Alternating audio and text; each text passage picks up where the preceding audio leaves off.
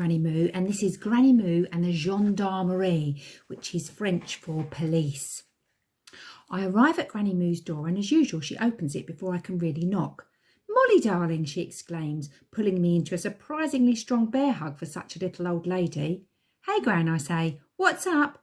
"The sky, of course," chuckles Gran at her own little joke, which you've shared at least 100 times. Gran looks more wacky than usual, even for her. She's wearing a blue and white striped t-shirt, a navy blue beret, blue capri pants, and multicoloured embroidered silk pumps. Round her neck, she appears to be wearing what looks like a string of onions. "What on earth are you wearing, Gran?" I ask, rolling my eyes at her unusual necklace. "Oh, this," she giggles. "Just my little joke. Get us in the mood. Thought we'd go en français tonight, ma chérie." I roll my eyes again at my crazy granny. Never a dull moment, that's for sure. She loves a theme, does Granny Moo. And, not for the first time, I feel really lucky to have a Gran who's so much fun to hang out with. "OK then, Gran, what's for dinner then?" I ask, knowing that dinner will have been prepared to match the style of the evening. "Tartiflette, followed by crème brûlée," she announces proudly, knowing that these are two of my absolute favourite things. When I first told my Gran that I was learning French at school, she entered into her support of my schooling with her usual enthusiasm and flamboyance, cooking me a range of French dishes to give me what she called a real taste of France. Each week I would be treated to a French feast until I felt like I'd eaten more French food than your average French person, and I was craving some good old English fish and chips.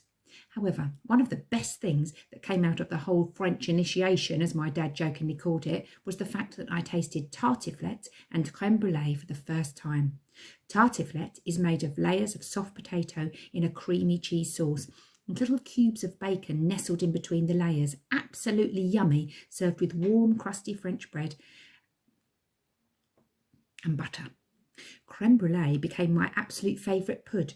A creamy vanilla custard topped with a layer of crispy caramel that you have to crack with your spoon before delving into the smooth custard below. Absolutely delicious. So, as you can imagine, I'm not entirely disappointed to learn about our French-themed evening. I lean on the kitchen side, chatting happily away to my Gran as she removes the tartiflette from under the grill as the cheese on top begins to bubble and turn a dark golden brown.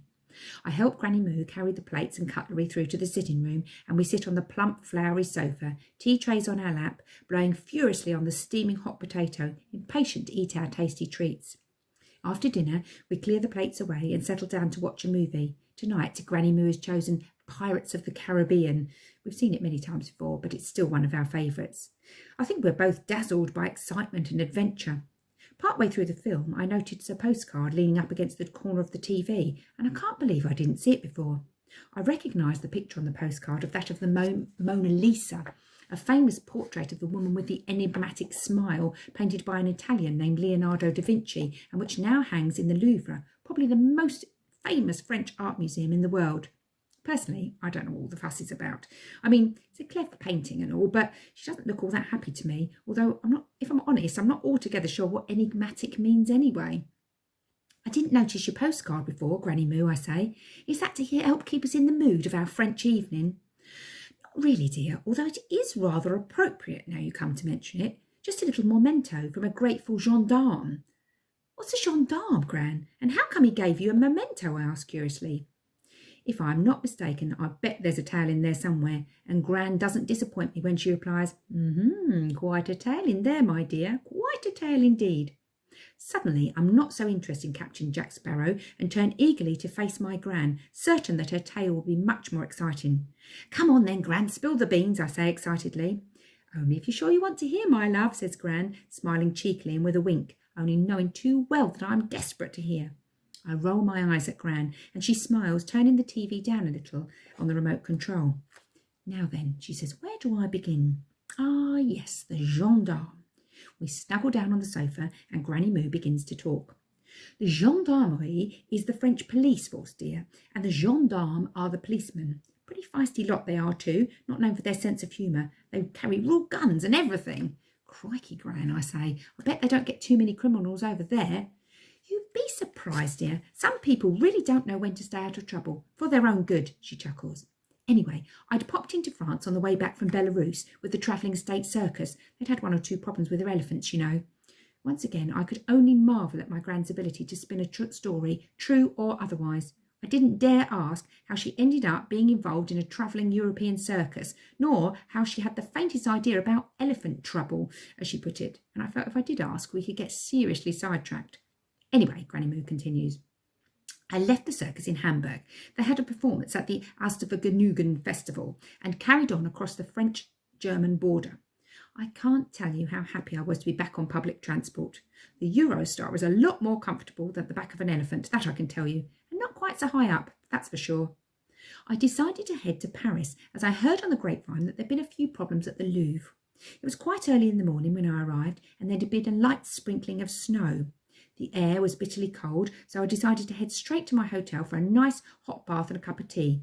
Such as it is in France. They may know everything there is to know about cakes, dear, but they still can't make a cup of tea, not like the English. Then again, what can you expect from a nation who think it's perfectly acceptable to eat snails and frog legs? I screw my nose up in disgust and can't help agreeing with my Gran. Their cakes may be gorgeous, but snails, really? My Gran laughs at my disgusted expression and continues. Now, as I was saying, I arrived at my hotel in the centre of Paris, just a few streets away from the Louvre, and went to reception to check in. I only got halfway through filling out the visitor card when the concierge said, Madame Moo, I have a call on the telephone for you. I knew straight away it would probably be General Culotte. He never really did have much of an idea about what time normal people got up and went about their day, but still I thought, well, even he would give me time to unpack and drink a cup of tea.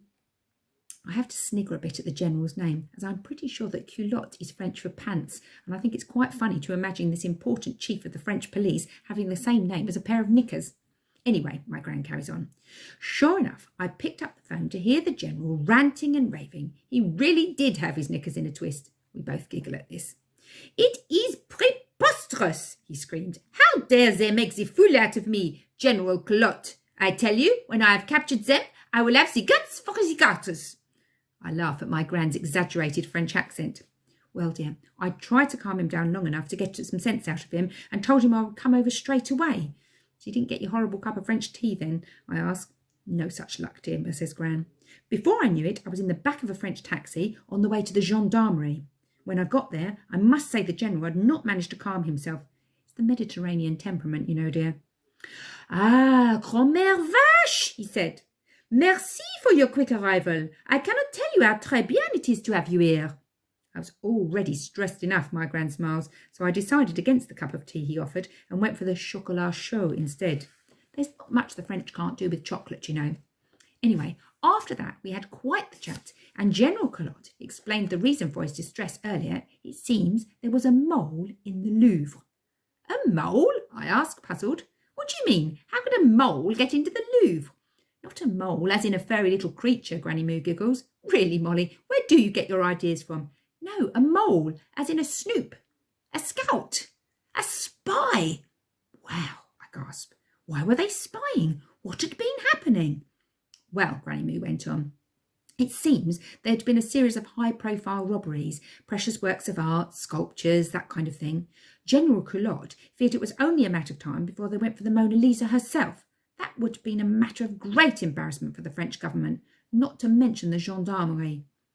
So how are they getting in, Gran? I can't imagine a place like the Louvre not having loads of alarms and those infrared laser thingies, I said.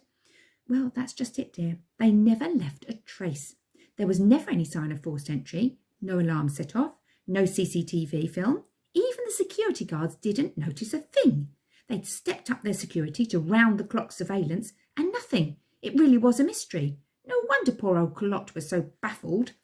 So what happened, I asked. Well, you know how I am, my darling. I do love a bit of a mystery. My Gran winks, tapping her nose in a I know a secret kind of a way.